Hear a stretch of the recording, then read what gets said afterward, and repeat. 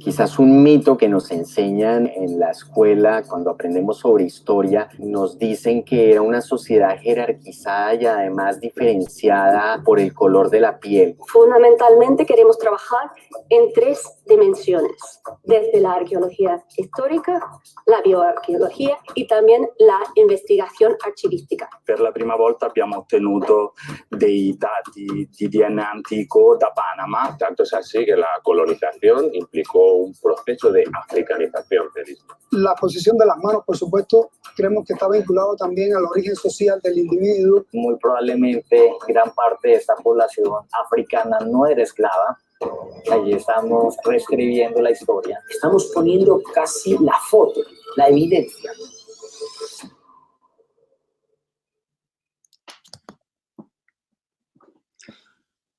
Buenos días o buenas tardes, dependiendo de dónde nos acompañen hoy.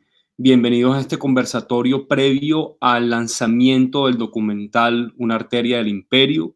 Es un placer estar acá con ustedes. Mi nombre es Tony Celia. Yo soy el director de Cayena, el área cultural de la Universidad del Norte, uno de los coproductores de esta producción audiovisual, y para mí es realmente un honor ser parte de este panel que vamos a tener, de esta charla amigable, fraternal, en donde se va a hablar un poco lo que ha sido este proyecto por los próximos 45 minutos, 50 minutos. Esto está enmarcado dentro de un festival que se ha denominado el Festival Cayeye, de la Universidad del Norte, donde se le da un protagonismo a las voces del Caribe global. Entonces, muy pertinente este documental dentro del mismo festival. Es un festival que ha sido organizado entre la Universidad del Norte y la revista El Malpensante en Bogotá. Sin darle muchas más largas a esta introducción, porque queremos escuchar de las voces de la gente que ha estado enfrente, al lado y alrededor de este proyecto, quiero dar la bienvenida a la doctora Bethany Aram, doctora en Historia, es la investigadora principal del Art Empire, profesora de la Universidad Pablo Olavide en Sevilla, directora del proyecto Art Empire. También nos acompaña el doctor Tomás Mendizábal, que es un doctor en arqueología de la del University College de London, exdirector del Museo de Antropología del Reina Tomás de Araúz, coinvestigador de Art Empire, también es investigador del Instituto Smithsonian en investigaciones tropicales e investigación asociado del patronato El Panamá Viejo.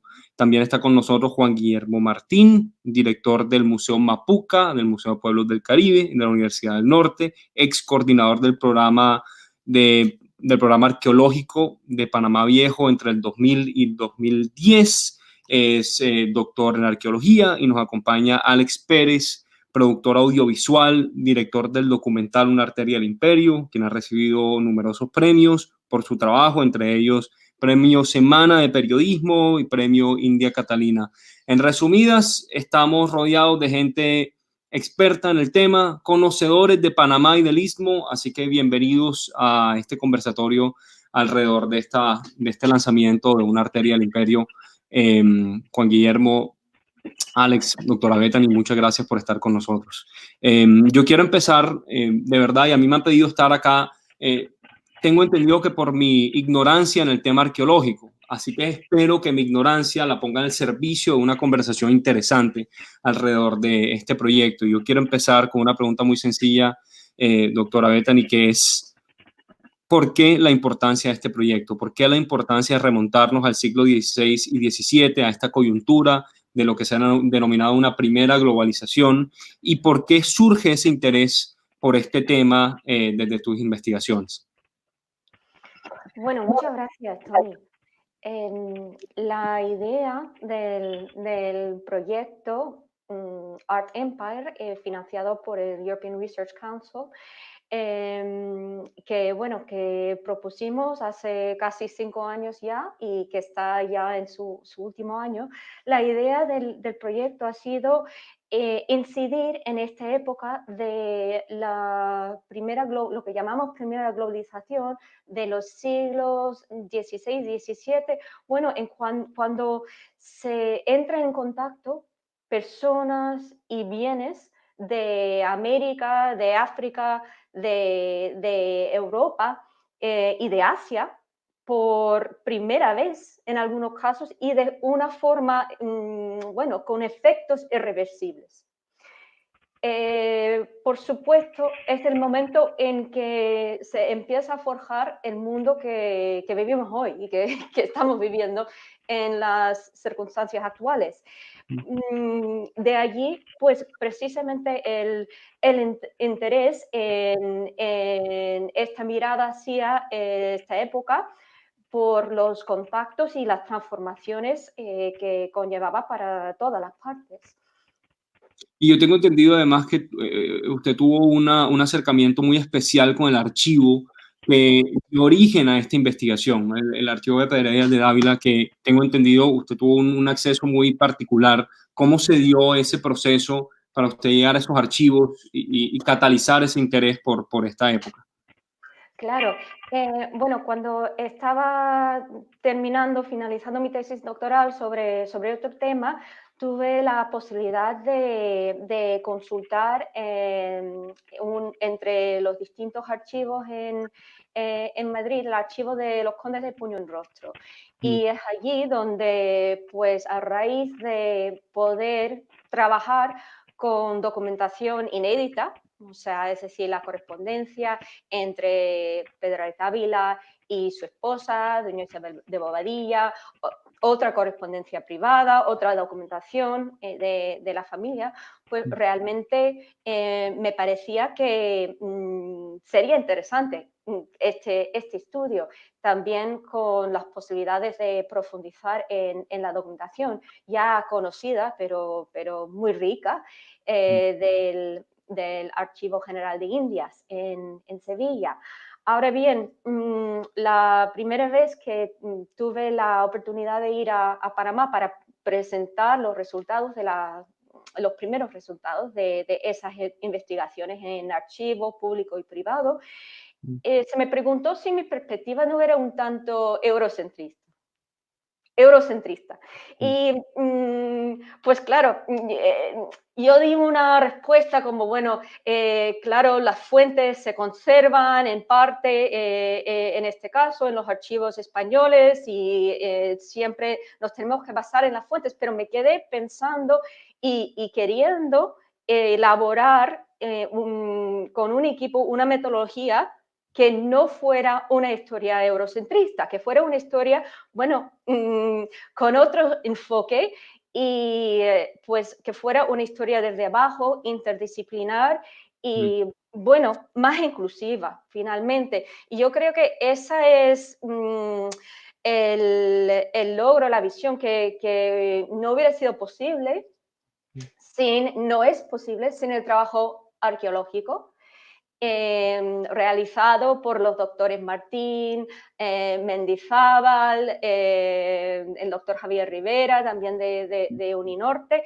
y otros, por supuesto, y tampoco es posible sin la visión que tenemos de los estudios isotópicos y del ADN antiguo. Entonces, realmente se trata de una idea de investigación de frontera para que la historia en ese nexo tan clave, tan crucial de la primera globalización, pues realmente sea una historia más inclusiva.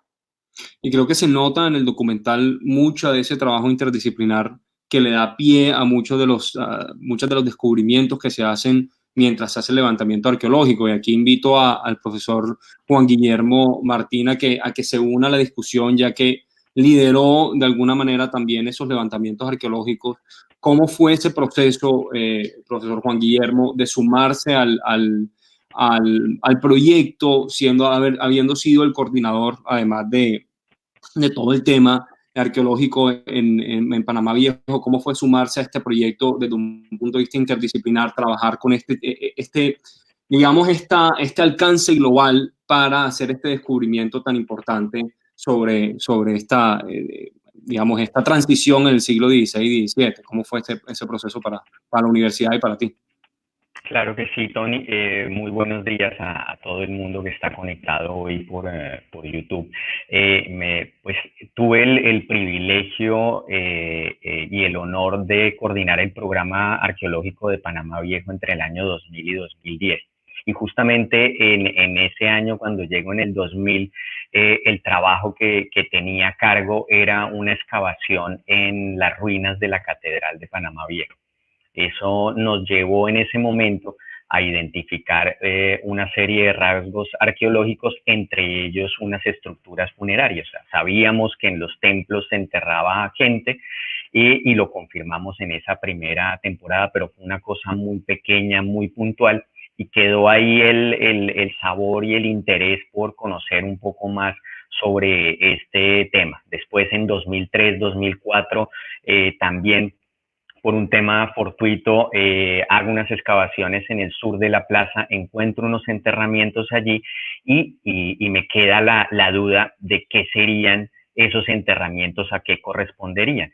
Debo decir que el acceso a los archivos, a los documentos del Archivo General de Indias desde Panamá, pues resultaban limitados en esa época, y utilizábamos básicamente la historiografía que ya se conoce de Panamá, que por supuesto pues tiene su sesgo como cualquier investigación, y pues el investigador toma una serie de datos que son los que fundamentan sus hipótesis de trabajo, pero había datos que desde la arqueología nos interesaban y que no los veíamos reflejados en esas publicaciones.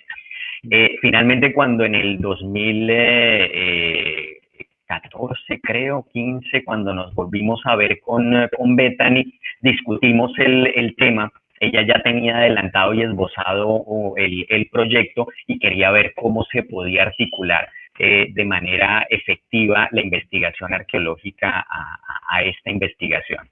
Y fue cuando empezamos a discutir y llegamos a varios puntos de encuentro. Por supuesto, también a que Bethany entendiera que la arqueología seguramente había unas cosas que no las podía resolver de manera tan detallada como se hace desde la historia, pero que podíamos encontrar un punto de conjunción. Y así se configuró un equipo maravilloso de investigadores en el área de bioarqueología, el colega y amigo Javier Rivera, que es profesor de la Uninorte y yo creo que uno de los más importantes bioarqueólogos que tiene ahora mismo el país, se hizo cargo de todo el análisis de una cantidad de información de restos óseos humanos que desbordó además nuestras expectativas. Tuvimos a un colega especialista en arqueología histórica cubano, Diosvani Hernández, que hizo su tesis doctoral y se doctoró en diciembre del año pasado en el marco de este proyecto, y además la participación también de otro colega y amigo, Tomás Mendizábal, que finalmente se logró peinarse y ya está conectado con nosotros, y que hace parte integral del proyecto, porque además nació profesionalmente en Panamá Viejo. Yo creo que todos tenemos una relación y un sentimiento muy particular por este sitio, y debo decir, Tony, perdón que me extienda, que hay que agradecer también a la Dirección Nacional de Patrimonio Histórico de Panamá, que nos dio los permisos de excavación para asumir este proyecto, es importante decirlo, y por supuesto al Patronato Panamá Viejo, que es la institución que gestiona el sitio y que nos abrió las puertas para el equipo de investigación. De acuerdo. Tomás, bienvenido. Hola. Qué bueno, finalmente te conectes. No sé si quieres interceder a lo que decía el profesor Juan Guillermo. Anteriormente estábamos hablando con la doctora Bethany sobre el catalizador, el interés principal detrás de este proyecto, y el profesor Juan Guillermo nos llevó un poco hacia cómo se da el inicio de estas investigaciones desde el punto de vista arqueológico y cómo esto se empezó a confluir con el tema histórico.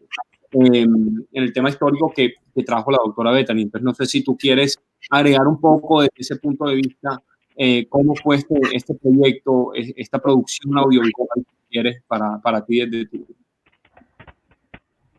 Sí, bueno, para nosotros en Panamá, desde nuestra perspectiva, este proyecto es sumamente importante porque son cosas que nunca se habían hecho a esta escala en el país, sobre todo en en el sitio de Panamá Viejo.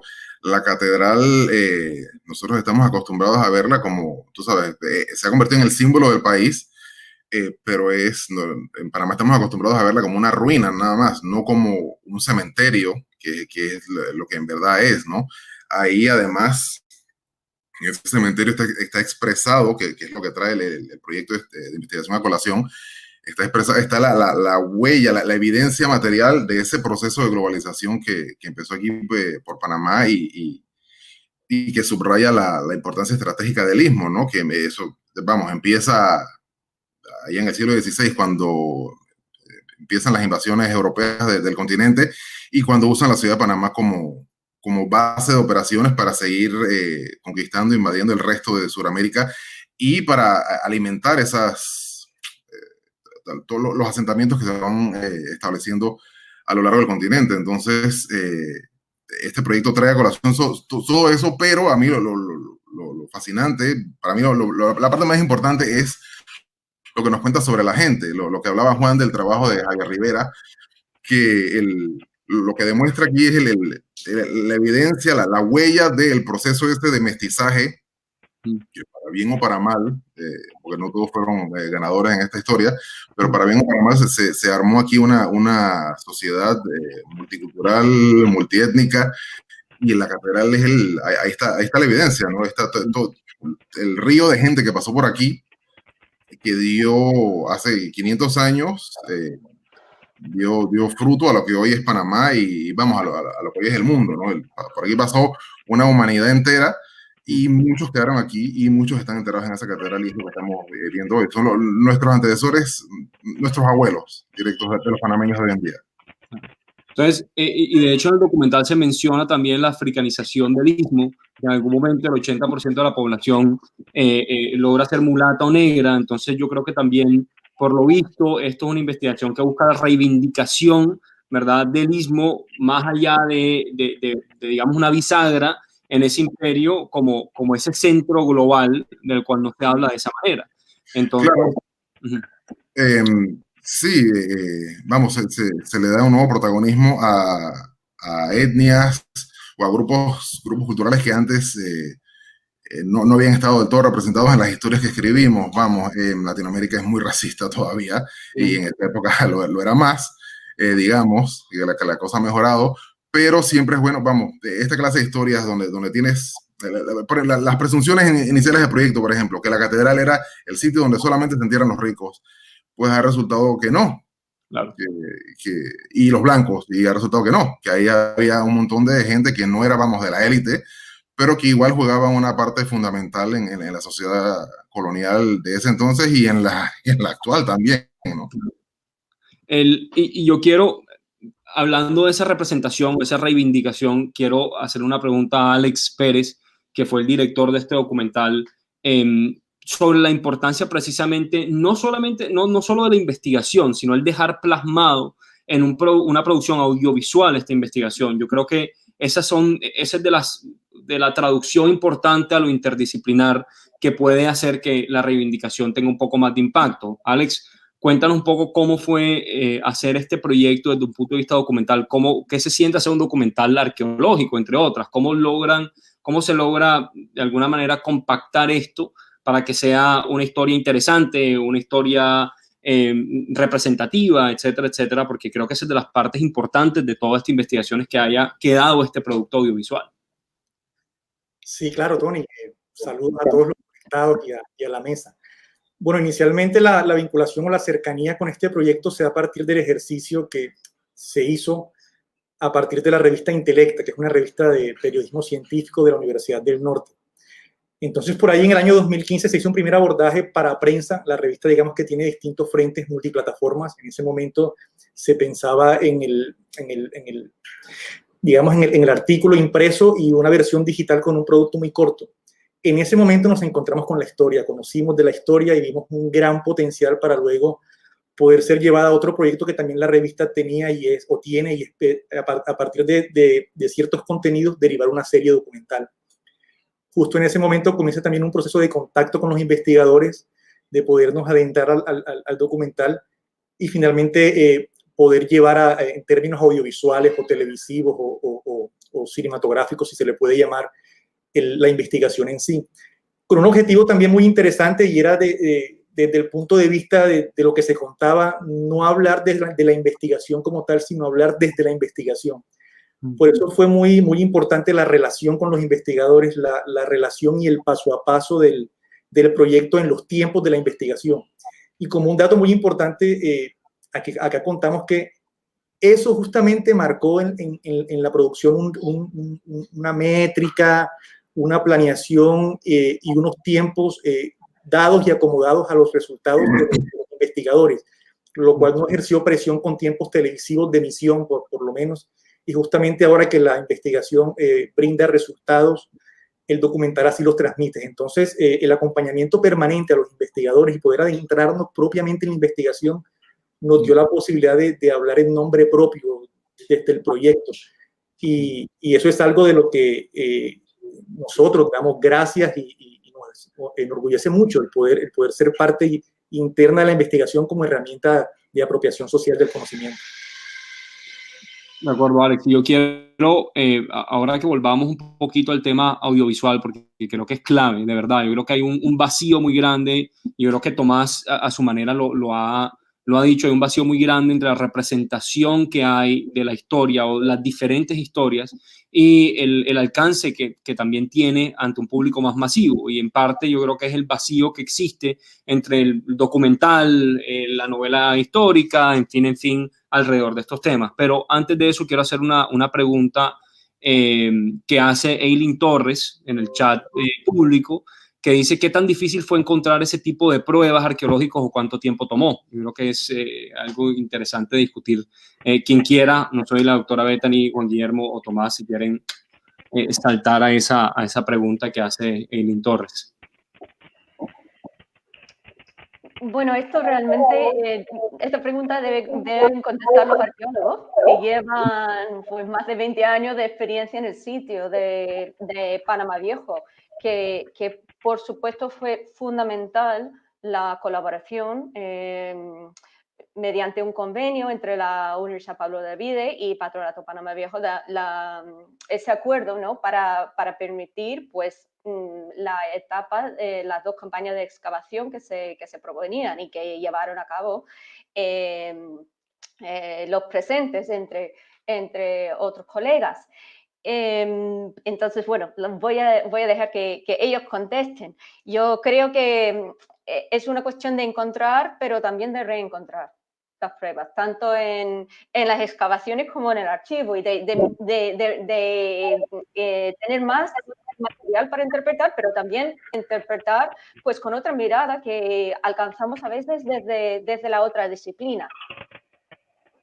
Sí, agrego ahí, Tony, el proyecto inicia en el 2016 y en el 2016 diseñamos toda la estrategia metodológica y técnica para asumir las tareas de campo.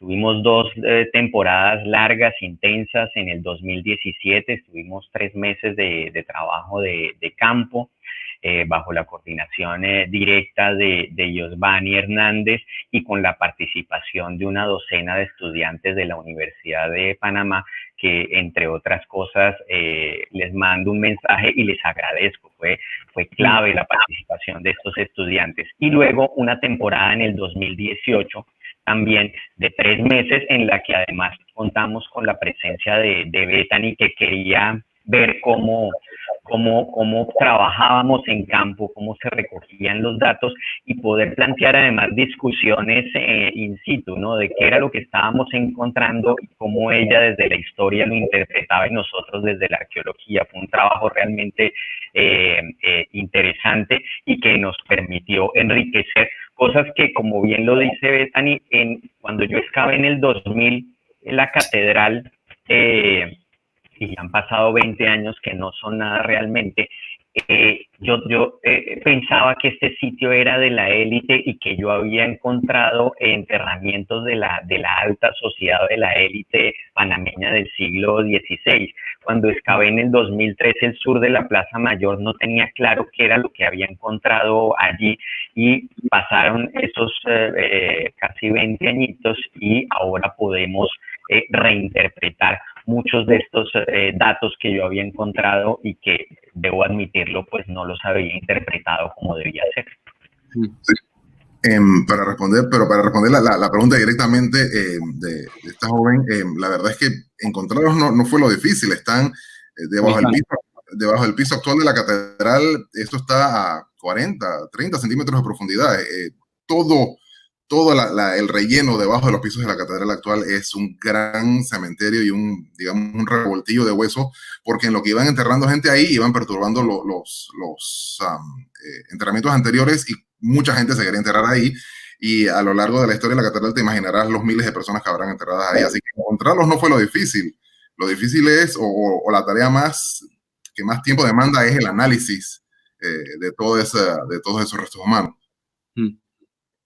Y es curioso porque una de las cosas de las que hablamos y se habla en el documental es esta primera gran globalización que se da en el Istmo, y la conformación del equipo de alguna manera u otra se da también gracias a una globalización, ¿verdad? Tener un equipo que es, ¿verdad?, que es tan transcontinental, transatlántico, trabajando para una misma meta, tanto el análisis de los restos, la investigación de los restos, la archivística, etcétera. ¿Cómo se dio esa conformación del equipo? Que también es una de las preguntas que veo aquí en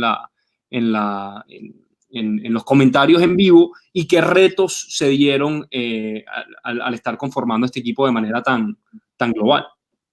Claro. Pues precisamente cuando, se redactó el proyecto y se pasó una primera fase de evaluación. Luego conocí, por supuesto, por estos medios virtuales, al doctor Juan Guillermo, y conocí también posteriormente al doctor Tomás Mendizábal. Entré en conversaciones con ellos y, claro, vi el cielo abierto. O sea, que lo que yo había soñado, pensaba que podría ser posible. Y luego también es verdad que cuando fui a la entrevista delante del panel de expertos de la Comisión Europea, me preguntaron eso, si realmente un equipo tan multidisciplinar y tan internacional podría funcionar, podría ser factible. Y mi respuesta fue, hace 10 años, no, pero hoy en día pensamos que existen los medios para que sea factible. Y claro, yo no sé, no me imaginaba hasta qué punto esto podría ser, verdad, podría ser el caso. Y realmente es gracias a ellos, gracias a los miembros del equipo. Juan, Tomás, ¿ustedes sintieron algún tipo de, cómo fue, o qué retos vieron ustedes de lo arqueológico, levantar, investigar y llegar a este tipo de conclusiones de análisis con un equipo tan grande? ¿O no fue realmente algún impedimento, sino al contrario, algo que les amplió un poco esa investigación? Si puedo, yo pienso que los arqueólogos desde hace rato estamos acostumbrados a trabajar con equipos así, porque la arqueología es una disciplina multidisciplinar, para la redundancia, y nosotros no lo hacemos todos solos, ¿no? Entonces, sí, la factibilidad del proyecto, a mí me encantó que fuera así así uno no lo tiene que hacer todo, además uno no lo sabe hacer todo solo, e involucrar además tantos especialistas de tantas ramas es una cosa fascinante, ¿no? Uno tiene el tiempo y la disposición para sentarse a discutir distintos aspectos de lo que uno está sacando del suelo, y se te ocurren cosas que, al tener esa perspectiva distinta, se te ocurren cosas que jamás habrías pensado, ¿no? No sé si Juan... Sí, así es, Tomás. Efectivamente, la arqueología siempre ha trabajado de manera transdisciplinar. O sea, no vas a encontrar nunca un equipo arqueológico de una sola persona, y en la medida en que ésta además trabaja o se concentra en un momento específico de la historia de Panamá, que es la conquista europea, tienes además una fuente de información adicional, además de los restos arqueológicos, que es la información de archivo y que pues requiere la participación también de los especialistas, de los historiadores. Y si además tienes restos óseos humanos, pues necesitas a la bioarqueología también.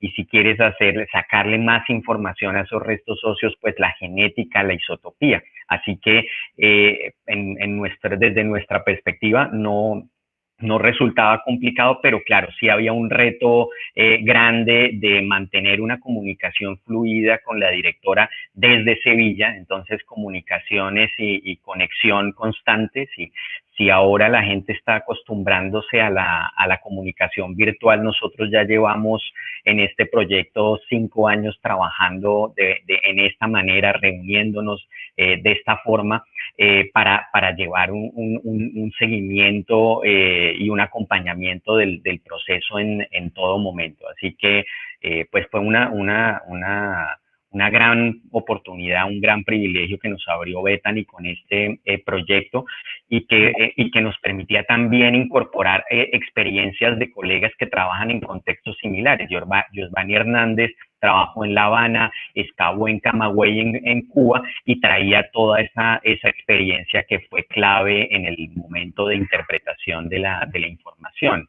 Al final, 4 cabezas en la excavación piensan más que una, vemos enfoques distintos y conseguimos, yo creo que unos excelentes resultados de ese trabajo en equipo. Alex, y yo quiero abrir el piso otra vez a discutir un poco sobre cuál fue el proceso documental, porque bueno, al fin ya cuentas, lo que nos congrega acá es en gran parte la investigación histórica, la investigación arqueológica, pero también el hecho de que hay un documental, ¿verdad? El hecho de que hay un documental, y hay mucha gente preguntando acá sobre que si pudieses ampliar un poco sobre la producción del documental, ¿cómo lo hiciste? Bueno, sí, Tony, esto implica un trabajo colaborativo importante, partiendo del Centro de Producción Audiovisual de la Universidad del Norte y la Dirección de Comunicaciones de la Universidad. Rescato el apoyo fundamental y transversal de Julio Gil en este proyecto, en la dirección fotográfica, el montaje, Carlos Barrios, Ricardo Vitorino, Omar Gil, Eduardo Trujillo, John Quintero, en fin, Jesús Anturi en la parte periodística. Pero luego también en la medida en que ampliábamos, digamos, las posibilidades de producción, se sumó a ese trabajo colaborativo los centros de producción audiovisual de distintas universidades. Y es importante eso, en el caso de también poder ponernos en contacto con gente de la UPO, aquí en Colombia, el Centro de Producción de la Universidad de Antioquia. Y digamos que al igual que la investigación, también hicimos como un gran grupo con casi 5 unidades de producción, estableciendo unos criterios narrativos y estéticos, y que en la medida que se fue desarrollando la investigación, íbamos nosotros haciendo el respectivo registro, y luego de ahí, a partir de unas lógicas también de archivo audiovisual, rescato nombres importantes en el proceso, Yesani Herrera, William Martínez, pudimos ir compilando todo el material y luego en el montaje ya tener a la mano pues lo necesario. Yo justamente le decía a Bethany que yo tenía una ilusión de conocerla porque realmente Bethany y yo solo nos hemos visto por la pantalla.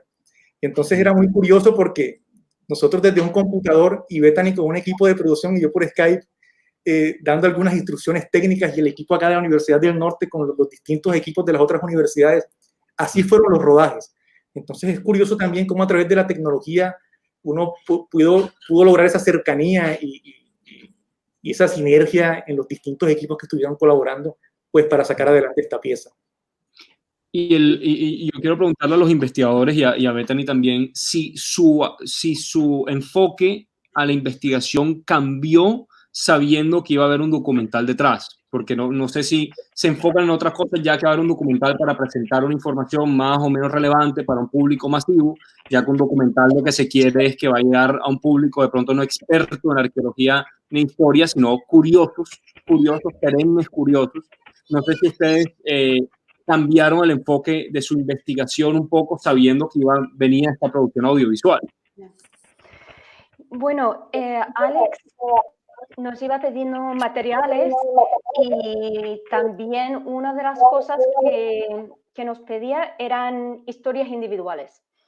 Entonces, bueno, profundizamos en algunas historias que habíamos rescatado del archivo, que por lo general no eran conocidas, pero que nos parecían importantes, porque efectivamente tenían vinculación con la catedral y en algunos casos personas que o definitivamente, según la documentación, o probablemente, según las circunstancias, se terminasen sus vidas allí y se quedasen enterradas estas personas allí. Entonces, claro, hablé con el equipo de investigación, con Jorge Díaz Ceballos, Amelia Morza, Alejandro García Montón, y hicimos una selección de 4 casos que redactamos y enviamos a Alex. Y Alex después en el Skype me preguntó, bueno, ¿y hay algún motivo que son todas mujeres? Claro, no me lo había planteado, pero lo que sí es cierto es que esta visión del entorno urbano como femenino en gran parte, además que africano y mestizo, fue una de las cosas que estaba surgiendo en la investigación. Y luego es que se vio corroborada en las excavaciones y el análisis bioarqueológico hecho por Javier Rivera. Es decir, que Javier, de los individuos que se podían hacer una estimación de sexo, o sea que no eran todos por cuestiones de conservación, etcétera, pero cuando se podía, pues hasta un 60% él calculaba que eran individuos femeninos. Eso, claro, nos estaba llevando hacia una visión muy distinta de la población más, digamos, central, nuclear de alguna forma de este nodo de la primera globalización.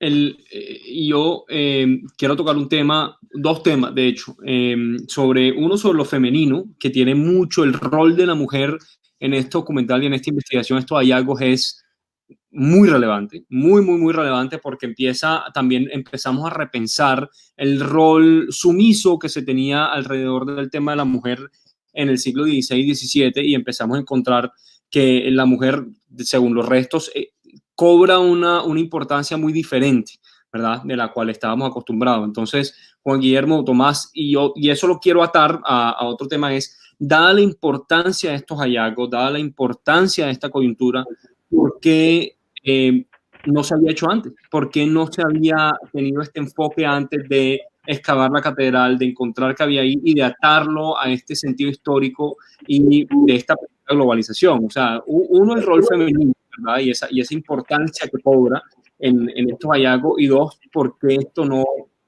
había sido un protagonismo antes dentro de las investigaciones? Bueno, yo me atrevo a adelantarme a Tomás.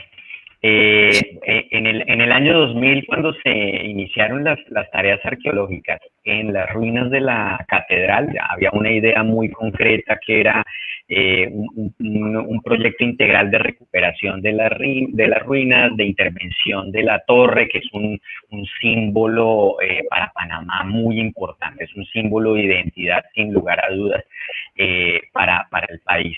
Y en ese momento el proyecto tenía una limitación y un interés particular, y era identificar el piso original de la catedral, porque se iba a recrear. Entonces, en ese momento el tiempo estaba limitado y las posibilidades de hacer una excavación grande y de profundizar en el estudio de las estructuras funerarias era casi imposible. O sea, yo logré hacer un par de ventanas, si se quiere, en 2 puntos de la catedral, y allí encontré los restos humanos.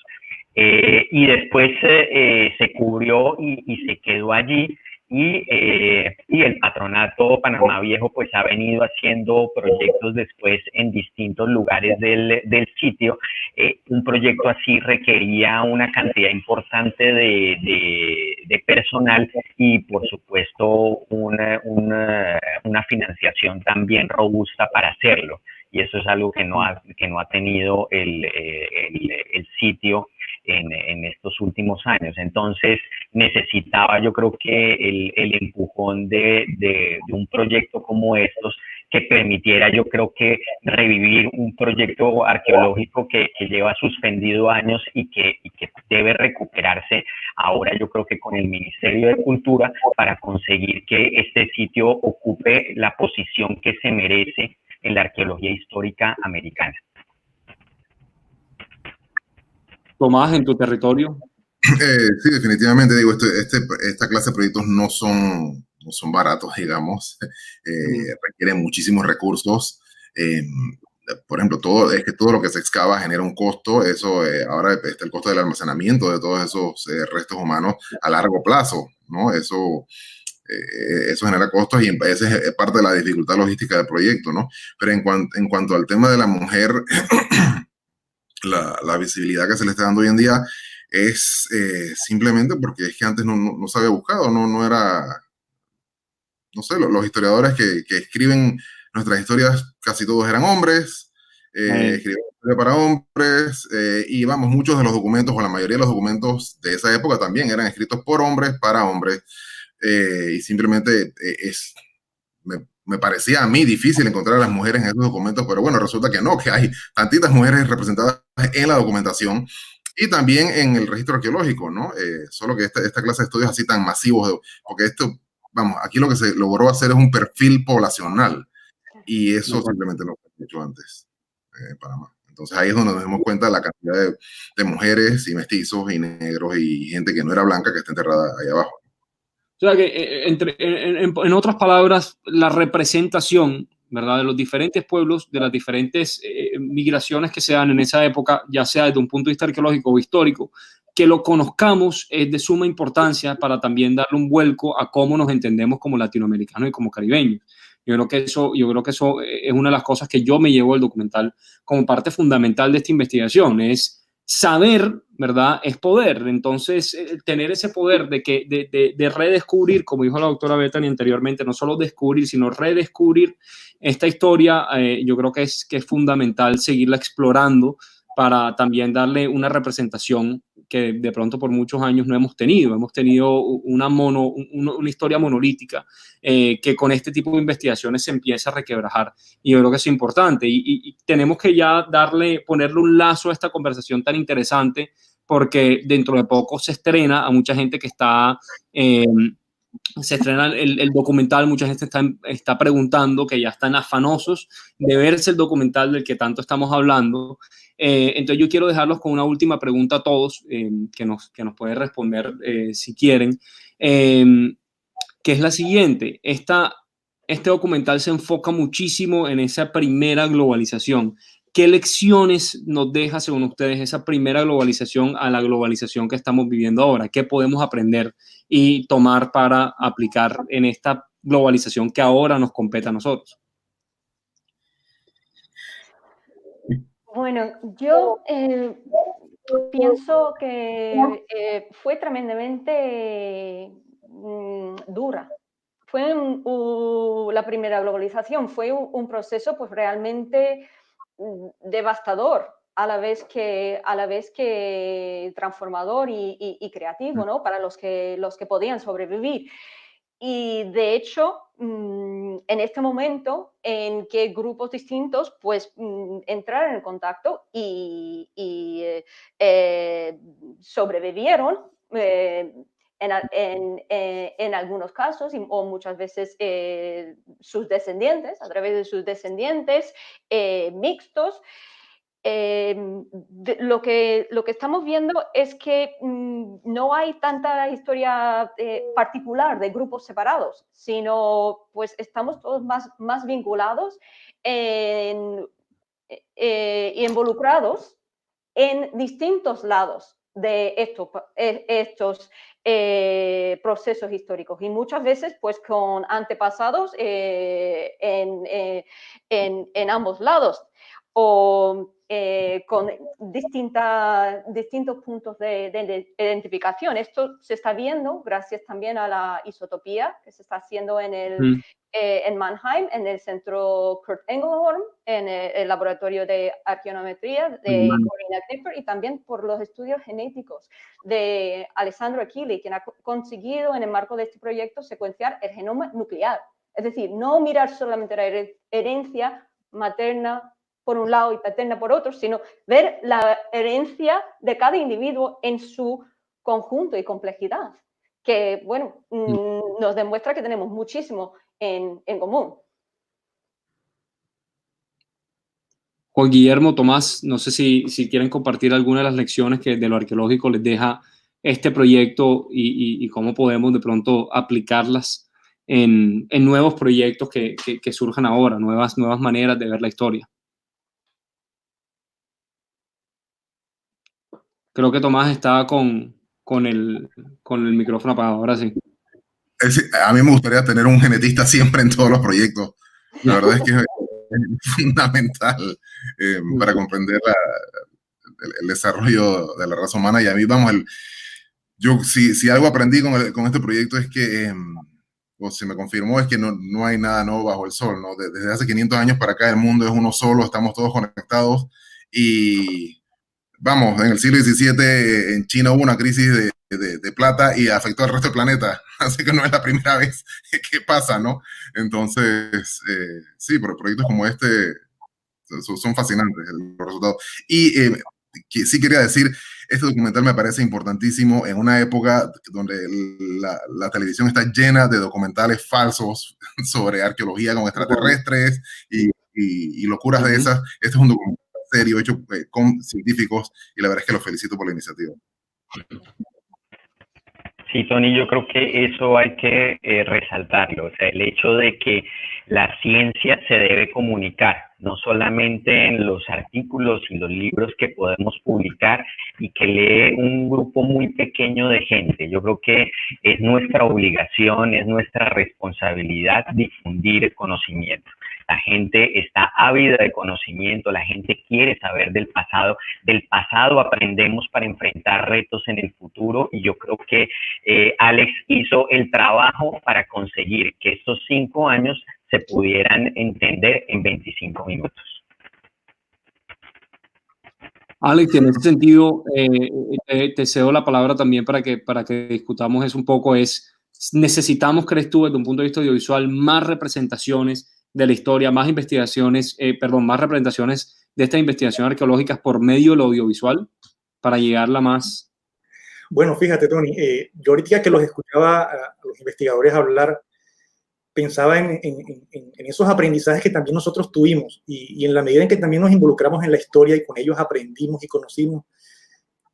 Fíjate, hace 500 años cómo gente de distintos lugares trabajó por un objetivo común y un intercambio comercial y de ideas. Y eso de una u otra manera también se refleja en el proceso de construcción de la pieza audiovisual.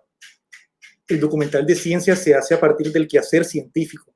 Y creo que la mayoría del público aquí presente pertenece a universidades. Entonces, uno realmente, si, estando en un claustro universitario, en algún centro de estudios, sale y se asoma, puede encontrar en todas las investigaciones que se están haciendo de distintos lugares de las universidades material de gran interés con alto potencial de vincularse a un proyecto audiovisual.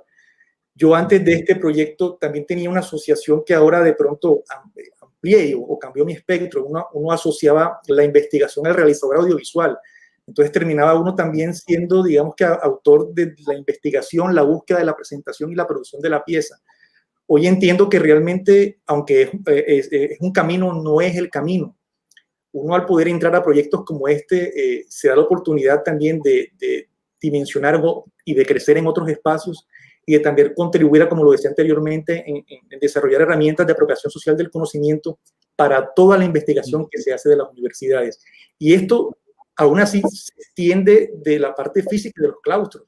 El trabajar con distintos personajes de las universidades, con estudiantes, con gente que no conocíamos y que todos en común acuerdo trabajaran en pro de este proyecto, creo que nos llena de orgullo y es como el mensaje que me queda. el trabajo colaborativo es importante y la unión de distintos actores para construir un objetivo común es supremamente importante en este tipo de proyectos necesarios. Y si hace falta más por hacer, pues claro, o sea, solo pienso que lo que decía Juan Guillermo, hay un montón de proyectos en este momento en gestación y curiosamente equipos de investigación que del campo audiovisual estarían dispuestos a involucrarse en un proyecto como este porque conocen lo importante de llevar la comunicación de la ciencia a distintos escenarios. Y el campo audiovisual en esta era digital se convierte en una herramienta importante de presencia universal, pues, para dar a conocer los resultados de investigaciones como esta.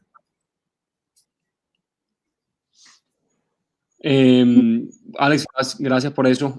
No sé si alguien tiene algo más que agregar. Yo creo que una de las cosas que nos llevamos todos de la conversación y del documental que muchos van a ver ahora es precisamente lo que han dicho, la colaboración, la interdisciplinariedad es una riqueza enorme, ¿verdad? Que si bien vivimos en un mundo globalizado, la interdisciplinaridad todavía tiene cierto estigma alrededor de verse como sociedades y como investigaciones horizontales. Así que yo desde mi ignorancia arqueológica los quiero felicitar y darle muchas gracias por este esfuerzo enorme que se ha hecho en cabeza de la doctora Bethany Aram, a la quien quiero agradecer muchísimo por sacar el tiempo de estar con nosotros, al doctor Tomás Mendizábal también por sacar el tiempo de estar con nosotros desde Panamá, el doctor Juan Guillermo y a Alex Pérez, a todos por estar con nosotros. Yo creo que hay muchos estudiantes también en línea que nos están saludando. Aquí he visto saludos desde Panamá, he visto saludos desde México, he visto saludos desde España, he visto saludos desde Barranquilla.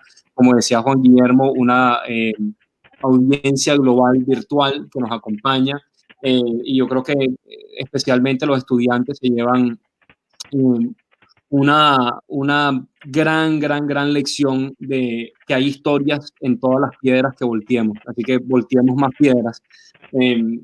Sigamos haciendo eso. Y bueno, vamos a poner el link, creo, del documental.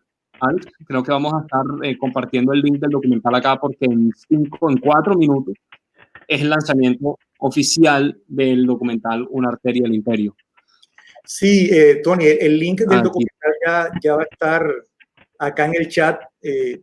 Lo pueden colocar, copiar y pegar en su navegador. Igual si no copian y pegan, acceden a este canal Uninorte Académico y ahí va a estar, de hecho, el nombre del video, Una arteria del imperio. Exactamente a las 12 en punto se activa el estreno. Esperamos contar con todos los asistentes y esperamos que luego de la proyección también puedan compartirlo. El documental queda ahí a disposición de todos. Ojalá puedan compartirlo y observarlo, analizarlo y a partir de ahí también proponer y construir. Una última pregunta, doctora Bethany, Tomás, Juan Guillermo, antes de que cerremos, creo que tenemos 3 minuticos. Una última pregunta. ¿Habría una segunda parte de este documental? ¿Habría una segunda parte de esta investigación en donde se puedan sacar mucha más información pertinente a esta primera globalización, este repensar de la historia? ¿Creen que podamos tener una continuación de esto? Ojalá, sí, porque desde luego yo no me hubiera imaginado la primera parte, o sea que esto ha sido inspiración y mucho trabajo desde Uninorte, liderado por Alex y por los otros colegas involucrados. Y bueno, la investigación pues sigue, entonces nos encantaría si quisieron volver a contar y sintetizar los próximos pasos, pues sería todo un privilegio.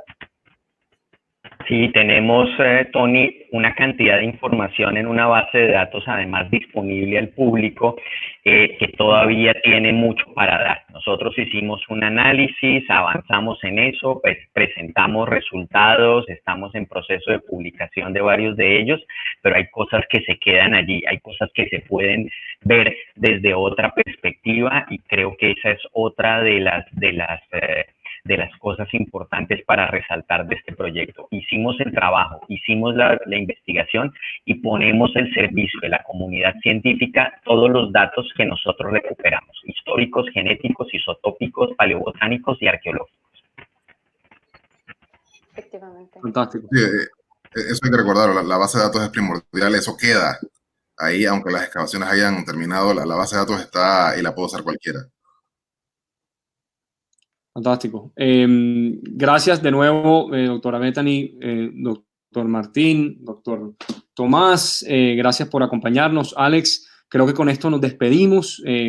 Gracias de nuevo a todos los que están sintonizados de todos lados del mundo, de la Universidad del Norte, la Universidad Pablo de la Vida en Sevilla, del Patronato de Jacobeo en Panamá, todos los que han estado involucrados en esta gran investigación. Gracias a todos y gracias a todos por sintonizarnos. Los dejamos con el estreno mundial de Una arteria del imperio, un documental fascinante sobre nuestra historia no tan lejana.